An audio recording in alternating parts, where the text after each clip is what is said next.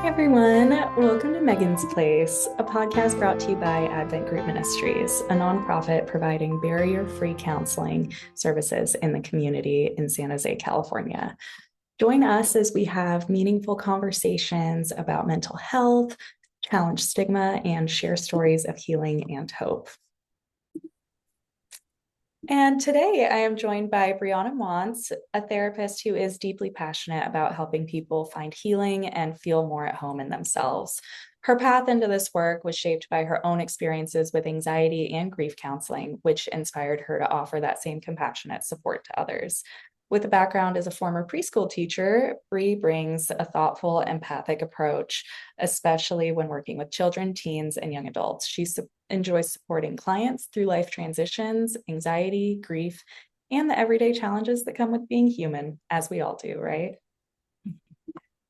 Oh, thanks, Megan. It's good to be here. I'm very honored and excited to be on this podcast, especially with it being the first episode. So I'm really happy that I get to be on here before I leave on maternity leave. So thank you so Yes. much for having me. Of course. And I am so excited to have you on here. And today we'll just go through a couple of questions. And I am really curious. I know that a little bit around your history with your own experiences with anxiety and grief counseling, bringing you into the field. But I'm curious, what really drew you into this line of work? Yeah. Yeah, I think that's a great question, especially for all of us therapists, right? Because I think we all have our own story with mental health. And I would say that I, from even a young age, really have just been a very emotional person. I think as a kid, definitely, I'm an empath. And so a lot of things affected me. And, when you're young, you're learning the world, you're learning yourself. And there's so much that can come with that. And I think what really started my journey with my own mental health challenges that I went through was when I actually lost my dad passed away when I was 9 years old. And it was more of a freak accident, very, waking up to that is just really challenging. And especially as a young kid, there's so much confusion that comes with that. And that can happen for adults as well. And so I think that event really changed my perspective at such a young age on life. And that really contributed to anxiety that I had later on. And I would say that probably around middle school, high school is when my anxiety really started peaking. You're already going through so many changes with hormones and with becoming older and more independent. But I do think just with already being such an emotional kid and going through grief, and kind of just trying to figure out like, what is my place in this world? Who am I? That caused me to have a lot of anxiety. And so, yeah, all throughout high school, that was a really big struggle for me. People pleasing, overthinking, unhealthy relationships kind of just all played into this kind of giant like cloud that was in my head.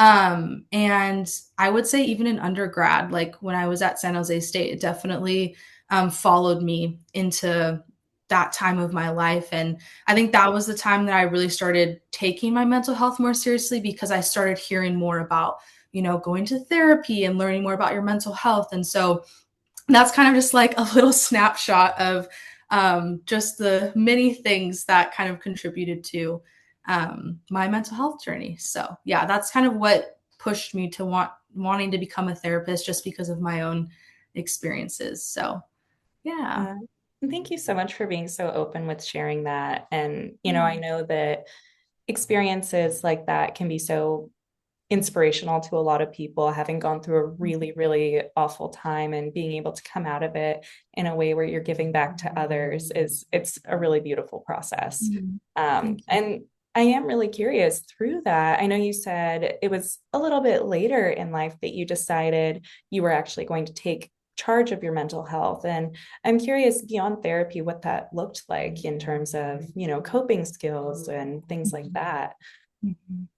Yeah, I think it's funny. I think it was years of really trying to figure out what worked for me. And I think personally, my mental health really surrounded around my thoughts around, like I said earlier, overthinking, a lot Right. of just untruth that was in my head that was really impacting how I saw the world and how I saw myself. And so it took years of kind of using what I learned in therapy, but also just sitting with myself and reframing those thoughts and like assessing them, asking if they're true, asking, is this, is this really dangerous? And telling myself, like, in this moment, I'm safe.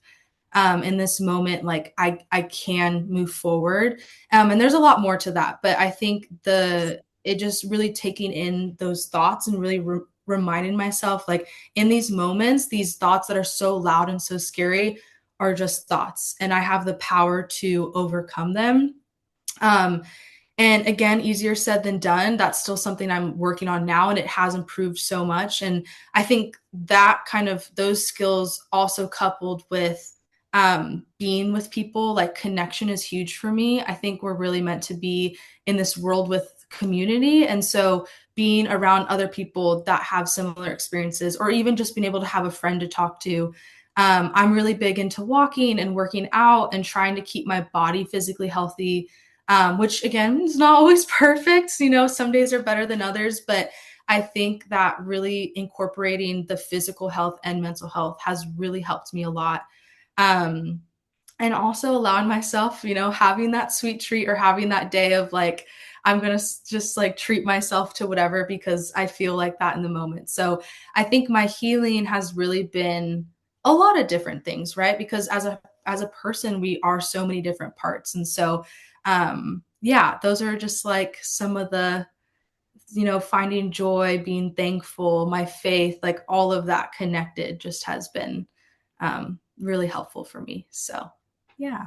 Absolutely. And, I think those are such important things that, we probably tell to our clients all the time about, oh, this is one way that you can work through this. This is one way that you can look at this. But doing it for yourself is so difficult sometimes too. Mhm. But that's the Yeah. biggest skill of therapy at the end of the day, is actually learning how to use these skills on your own.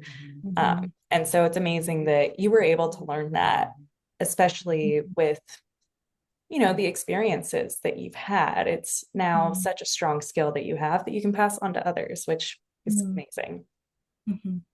Thank you. And I'm also wondering, what is something about mental health or therapy that you really wish more people understood that often gets misunderstood? Yeah. Yeah, that is a great question. And I think so many of us struggle with that, especially depending on what kind of family background you came from. A lot of us, could have been told growing up that you have to keep your emotions in, that showing your emotions are weak, that struggling is weak. And I think that's something that I hear a lot from clients, from friends of, if I go to therapy, that means I'm weak. That means that means I'm, whatever that may look like for you, whatever that's putting into. And I've had to come to terms with, and also that what I really walk through with my clients is that, you're not weak for going to therapy. You're not broken. You're not unhealable. Like, it's not, I guess, that it's not that thought. It's more of like, you're a human, and we all struggle, right? It doesn't mean that I've failed. I think that's something maybe people come to. And I think that what's really important to me in explaining to my clients is that you weren't taught how to support yourself. Maybe you weren't given the tools, and so now this is the space where you can learn that. Maybe you weren't listened to, maybe you weren't actually cared for. And so it's not that you're weak, it's just, how can we, work on getting those tools to really help what you need, because we all struggle. Even people that say that they, don't, or say that, Right. I'm always fine. Like, we have struggles in different ways. And so I think it's really important to not look at yourself as a failure when you go to therapy, but looking at yourself as actually being really strong and saying, hey, I'm going to do the hard thing um, because I want healing. I want to, learn more about myself. So, um, yeah, that's kind of, I think, my thoughts around that. So, Yeah, and I think, you really hit on a good point that it can really be a sign of strength to reach out for help. A lot of times it seems like it might be a sign of weakness, as you mentioned, but it's really not. Reaching out and going to therapy, reaching out to friends, reaching out to family when you're going through something can be really, really beneficial. And it's such a hard thing to do. It really does show strength. And that really does tie into my next question, which is a lot of people think that they need to be fully in crisis to go to therapy. And so I'm wondering what some signs are that you can see that tell someone they could benefit from support, even if things don't seem quote unquote that bad. Mm-hmm.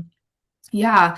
I think there's, a lot of us, especially in this area, can struggle from a lot of burnout, can struggle from a lot of just going, and never being able to fully rest. And so I think there is that misconception of I need to be in crisis. Like I'm able to, function, I'm able to do life. So is it really that bad, or is it really, do I really need help? And I think some signs is again, maybe, yes, maybe you're functioning, you're able to get through your day to day, but what's your internal space looking like? Is it feeling frazzled? Are you feeling emotionally numb? Are you feeling constantly overwhelmed, overthinking everything?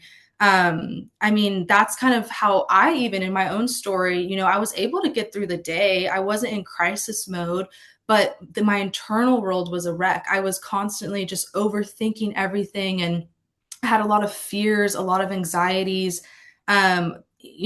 That was kind of my own thing. And even let's say for another person, maybe they're always emotionally drained or feeling like they are constantly people pleasing and they don't know how to set boundaries and, just things like that. And maybe you have difficulties expressing your emotions, even. So, or you're going through a big life transition. Like there's so many reasons that therapy can be beneficial. It doesn't have to be just my life has to be like burning in order to Right. go to therapy. I think that in any stage of life, it can be helpful. Because again, we all have our own different struggles. No life is perfect. We're human, things happen. Um, Even if it's just, I need someone to talk to today because I'm not feeling well. Like, I think that is the power of therapy, that it can be so dynamic and it really can be for so many different needs. So, yeah, there's probably even more examples of, of that. But And I think that that's such a good point because at the end of the day, you don't need to be jumping out of a plane without a parachute to reach out for help. It can Mhm. be before that, before you get to that point. And I think so often people get caught up in this idea that there need to be this huge fire that's happening for people to actually say, hey, I could really use a little extra Mhm. support in some Yeah. way. Yeah. Um, And I love what you said because I think that's so important of before it gets to a certain point, right? Like I think therapy can very much be a space of where before you get to that point of it just being like really, really hard, like what are the skills you can learn prior to getting to that point? How can you help yourself before getting there? So yeah, I definitely, that's really, really good. and I think these are all such important topics, and I just so appreciate you sharing your own experiences, what's worked for you, and the things that you notice in the people that you work with. And again, I just want to thank you for coming on today. I really appreciate you taking the time. And, maybe we can invite you on again at some point, and share a little bit more about your experience and the work that you get to do. Yeah, I would love that. Thank you so much for having me. Of course. And this has been Megan's Place Conversations on Healing, brought to you by Advent Group Ministries.